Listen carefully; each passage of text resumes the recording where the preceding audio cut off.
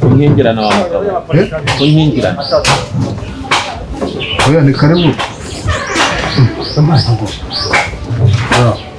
Amahoro. Uragenzwa n'iki na mahoro? Nta nubwo wanyicaza se niba ngo tuganire nicaye. Nta nubwo wampa aho nicara ngo tuganire twicaye. Aha data narihaye sinari. Hanyuma rero nta n'impamvu yo kwicara iwawe. Narinje ngo dukemure ikibazo dufitanye. Jewe nawe se ese umuntu agirana ikibazo ataziranye n'undi? Kubera iki se? Wowe ubwawe ndakuzi, niyo mpamvu naje hano kukureba. Ko waje iwanjye uhateza ibibazo, utera urusaku, wanahavuriye ibiti byinshi cyane. Ngo wanahavuriye ibiti byinshi cyane. Wowe ni he? None uranyihakana. Wowe ni he? Njye ntuye Kigali. Jewe bwira njyewe nako njyewe sindagera Kigali. Ni waza kuva nabo ntabwo ndagera Kigali. Ariko wa mugabo we koko urabona ntakuzi ku buryo wangira umusazi ngo nakwitiranije. Wenda wasanga ari impanga yawe. Ibyo biti se waruje ngo mbikwishyure? Nubishobora ubinyishyure. Nubishobora ubinyishyure. Kaniba koko nyine wumva ari wowe ubinyishyure. Ariko se niba utazi Kigali nyine. Nose Kigali urumva mpazi. Ku buryo wambwira ngo Kigali. Tuvugisha ukuri ugira impanga yawe. Ndakuze ngo Kigali si impazi. Ugira impanga yawe. Nose ari Kigali ntango mpazi. Ubundi Kigali ni he? Wambabariye wa mama. Okay, sawa. Kanigende.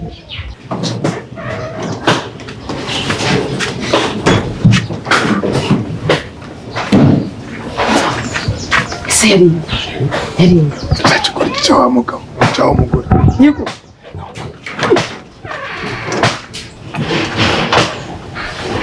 Cyasa. Ari domusozi. Umuhindi umusozi. Umuhindi umusozi. Nutwara umukaraga umuhoro mbere gutyo. Iki si umuhoro si iki si gikoresho nk'iki.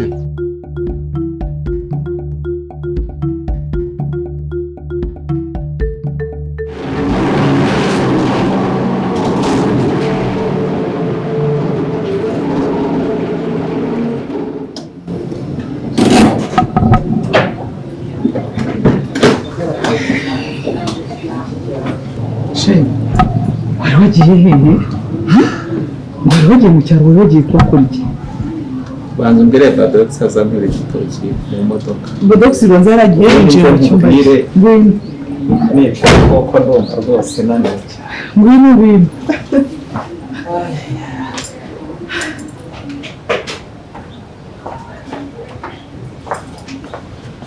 Mbwira, wari wagiye hehe? Sheri, mvuye mu rugendo nibwiraga ko ari hafi ariko ni mu cyaro iyo bigwa. Utekereza ko nase muri icyo cyaro wari wagiye kuhakora iki? Ntabwo wibuka cyagiye nkubwira ntucakira amakuru ya cya kigabo cy'igipfumu kiza hano.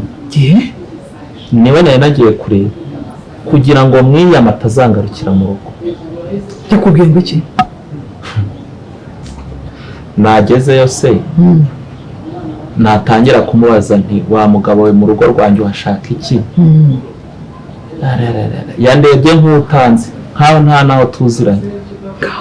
None se ubundi wamubwiye ko nibura waje aha ngaha mu rugo? Ibyo rero nabimubwiye kuva ku cyambere.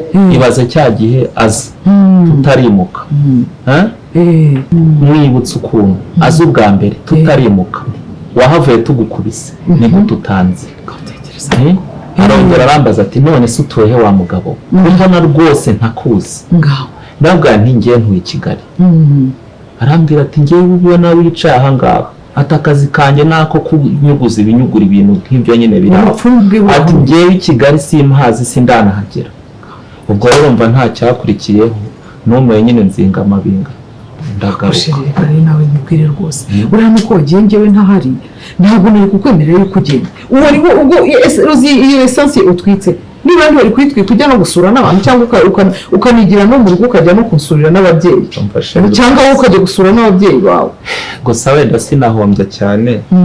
navuye hano udahari ntari kukubwira wenda aho ngiye, ariko nyine urumva nanyuze ahantu hahandi urabizi mu cyaro ntubura ibyo ukurayo, ari icyo gitoki hari utwo dukinzanye nibura sinabuze byose nk'ingata imenya. hari ibibazo wanzaniye ngo iki urumva nawe kukuza nkabikuzaniye. Nyine nagerageje kugira ngo ncungure urwo rugendo, nagenzi ko ngiye kureba umuntu nawe aranyihakana, navuga ati nibura reka ngire ikindi mu gitondo harimo inuza imari umuntu yari yampamagaje nagiye mu mujyi kureba. Ariko nahise ngaruka n'ubundi ifunguro ubanza ritunganye tugende icyaka nshonje cyane tukuzimane.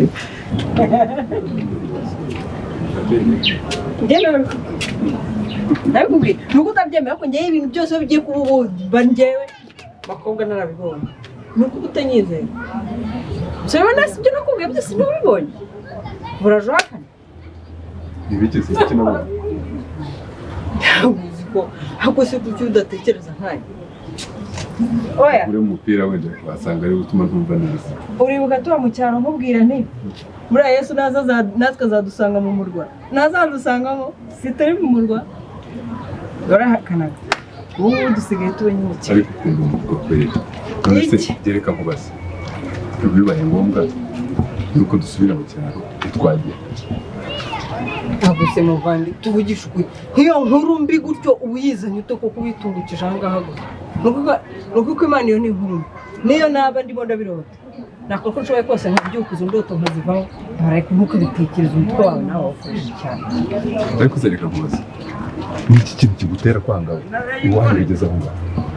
sinigeze amubwira ko mpanga ariko nyine ntabwo nshaka kujya gusubirayo kuba mu cyaro. none se hano i Kigali ntacyo badutwaye, kwa Mary badufashe neza. hariya se ho hagutwaye iki? urabona twari tubayeho neza. Niba ushaka kujyayo basi nzaguherekeza, reka ntabwo ari uko mpanga nyine kubera yuko nyine ari habi, nanjye ni iwacu ndahakunda, ahubwo nyine ni uko nyine ari mu cyaro. gusa ubona Kigali atari sawa, Kigali twaraje turahabwa Imana yadukuye mu cyaro urumva bano abantu bikorera uri Imana yadukuye mu cyaro ntukagende ku bintu byandi byose. akoze kuba mbibonye hari ikibazo bitwaye. uri Imana yadukuye mu cyaro ikatuzana i Kigali, nuko yabonaga tugomba kuhaba. wowe mba mbona udashaka kubyumva neza, reka uratugenda kwifata ariko nk'umuntu byacanze. Turi Kigali ahantu heza, ubu Yesu naza natwe azadusanga mu murwa, uba utangiye kuzana ibintu by'amagambo ku buryo wumva utasubira mu cyaro gukora iki?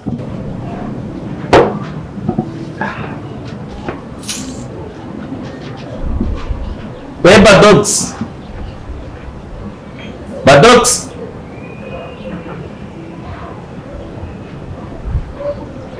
Badogsi yo ntabwo unyumva sha, uratekereza ko nguma kwifasha aka kantu waje tugasangira? wabimeze bite?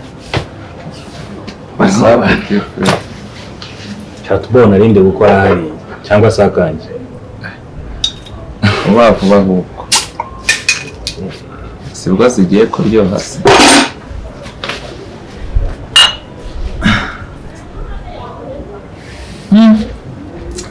ino minsi gafite akanyamuneza nzi ikibitera. icyo utabona ni iki? buriya reka nkubwize ukuri, umunsi uzaba umugabo ugashaka umugore akagutwitira, umwanya nicayemo nibwo uzahumva, uzamenya ko uri umugabo. ariko ngenda umugabo mani, ibintu nakoze kera n'ibyo nkuru bigaragaza ko ndi umugabo. umugabo ufite ingurube iki, so uba afite akazi, ibyo byerekana ubugabo. hanyuma si ibyo bivuze iki? ingurube, inkoko, hanyuma si ibyo uzabimaze iki nyine udafite n'umugore ngo wumve ibyishimo mfite aka kanya aho bituruka? ibyo tuzabigeraho n'ejo bundi, ntabwo ari kera. amahirwe masa.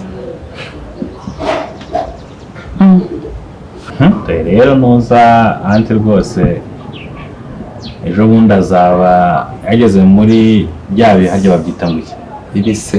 ibise sange rwose turamutandukanye kwa muganga. buriya rero niyo mpamvu ubu nshaka kumwitegura uriya mwana akazaza naramukoreye surprise ikomeye cyane, ongeraho n'amayoga tugatwiga kimanukira. ariko wowe n'icupa ryawe oya nibyo, ariko ibirori byose bigomba kuza moto. humura ibyo bizaba bihari. icyo nakubwira ibyishimo byanjye by'imyaka namaze umva ibyishimo namaze ntafite kubera kutagira umwana nzabigaragaza kuri uriya munsi. tumwitize izo ushaka uzazinywe, n'abo ushaka uzabazana, ubundi rwose mumfashe kwishima. uburyo bivuga sha natekereza kera eba sinakera neza bundi, ariko buryo wamukubitaga iki nkavuga se uyu musaza yanyweye umunyaza nyende aze noneho ese guse umunyaza nyende ntabwo ese mitsingi niyo munyaza nkende kwa oya n'ubuyoga bwa naki akenshi abantu babunyweye nyine bamera nkawe nk'uko wari umeze. uriya petit frere kamubwira sibyo udatuma ibyishimo mbimarayo, kandi n'uriya munsi nshaka kuzishima urumva. ariko buriya umunsi nawe uzaba uri mu bihe ndimo aka kanya sibyo, niko uzumva ukuntu umugabo yishimye. turawutegereje nyine tu. hanyuma rero ubwo ako nukamara muri firigo harimo utundi ari bito, kanange mbe ndya akayaga hano. reka mbe ngiye kwirambika gato ubwo turasubira. ari byo ngaho shyira hano rero, gusa ntumvura ko ndamanuza umuceri. aya turimo ariko nabonyemo sekretari kutanywa Ese nabaye ko ntayo ufite. najya umenya ko ndi umushyitsi.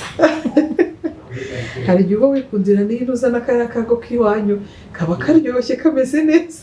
Ese burya nawe urakazi? aha ndakazi. Karakangwa neza cyane iyo gashyushye. yego. ariko se kuvuga no gutaruka twavuze ibintu byinshi. uribuka wa mukobwa wakugiriye inama y'ukuntu wajya mu bapfumu? ndabyibuka rwose, ndamwibuka cyane, ariko buriya umva ni kiriya gihe twahuye. buriya rero uriya mukobwa njye wari wamukoherereje ndamubwira ngo naza kubwire biriya bintu turi kwajya kwivuza. ariko muranyumviye ntabwo uri inshuti yanjye, nturi inshuti yanjye kuko y'amagara. buriya wajyaga kuneza uriya mukobwa gute kubera iki koko? rwose byikura akazi biriya kubikora nta mutima mubi, ahubwo naravugaga n'inzu ushobora kunyumvira ubusa cyangwa se ugasanga bihungabanyije umubano wanjye nawe, nta bundi bugome pe. reka nkubwire kiriya gihe nari ifite uburyo bwose ubwo wambwira niyo ari kumbwira uti jya mu muhanda wambaye gusa ugendeye ariko urabona umwana, nta kintu ntari gukora kugira ngo mbone umwana. icyo kirumvikana rwose pe. none se ko bari kumpamagara bambwira ngo ntabwo babahaye amafaranga. uriya mupfumu watanze amafaranga yose. uriya mupfumu wari uzi yuko nta n'igikoroto cy'atanu nzamuha. uriya mupfumu si umuti we niwe wakoze. kandi utwite? ndatwite pe, ariko ntabwo umva. reba kugenda imyaka irenga hafi 5 nirukanka ku mupfumu, uzane inkoko, uzane isake, uzane ingurube, ugende ubigenza utya, wiyuhagira ibi, ugire gute koko imyaka 5 yose ishire. reka rongeye nkugire inama itari agakecuru sibyo? situri inshuti cyane, sinakwifuza ikibi cyakubaho. fata amafaranga yose wumvikanye n'uriya mupfumu umuhereza amafaranga ye, ejo atazaguhemukira. reka rero nkubwire uriya mupfumu ni umutekamutwe, nta n'atanu ngiye namuha. igikoroto cy'atanu nicyo cyinshi, ntacyo namuhereza do. koko waciye umugani mu kinyarwanda ngo iby'abapfu biribwa n'abapfumu. narabibonye, yandiye byinshi arya byinshi. okay ni ko byumva nyine cyekora n'ubyara uzambwire nze niterurira akana. ahubwo nzajya muhereza akazi ho. nukuri niba mfite amatsiko yo kuzabona akana uzabyara pe. ni igihugu ufitiye amatsiko ntabwo ubizi. yewe rero ji zawe rwose nawe uzinywere. ako disi nabyo nyara kunsuri.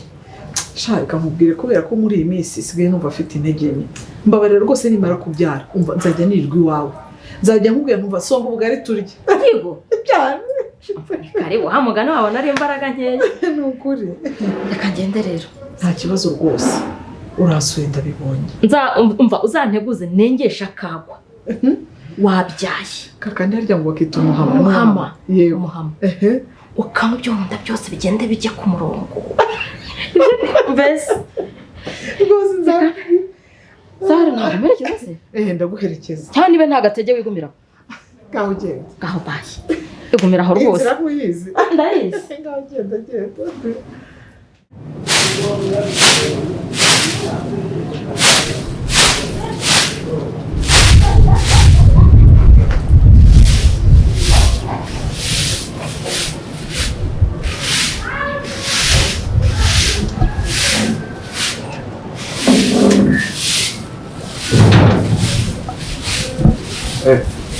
Beri reba uko urabigiye kwica wese ntujya umenya ko natwite ariko hega ni agasiporo mba ndi gukora nta kibazo ariko mpanuka n'unama uyu mwana wacu azahura n'ibibazo ahubwo se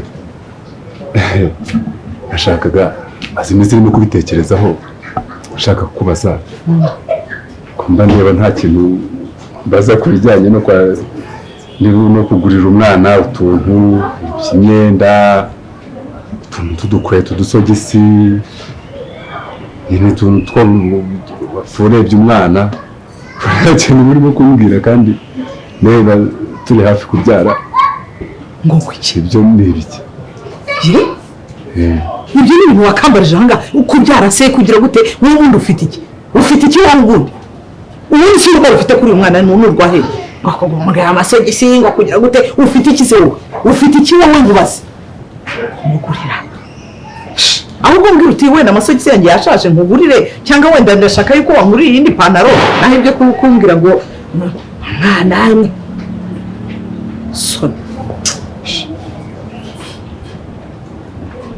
ndabe nkubwire mbere niba wenda nuko nkuko wabitekerezaga uri mu gihombo kuko nta na rimwe bishoboka agiye ko wambeshya gutyo ngo ugirishe ubona ku kageni iyo dutwite uwo mwana wanjye utwite byanga bikunda agomba kuvuka kandi akiyandikisha ku mazina yanjye reka rero nanjye nkubwize ukuri ndakubwire inda ntwite uyu mwana nta na rimwe uzigera umwigiraho uruhare n'iryo zina ntabwo uzarimwica mbikubwize ukuri noneho kandi ntuzongere no kubimbwira mu matwi yanjye mbikubwire ariko mbega kwibeshya Mary ese nuko unabitekereza niba nuko unabitekerezaga rero ndashaka kubwiza ukuri yuko twebwe nta munsi waciye apfa kugenda gutyo ngo umuntu aze acisha uko abyishakiye ntabwo bishoboka reka nkubwire byagucanze wowe ntabwo bishoboka gute se birashoboka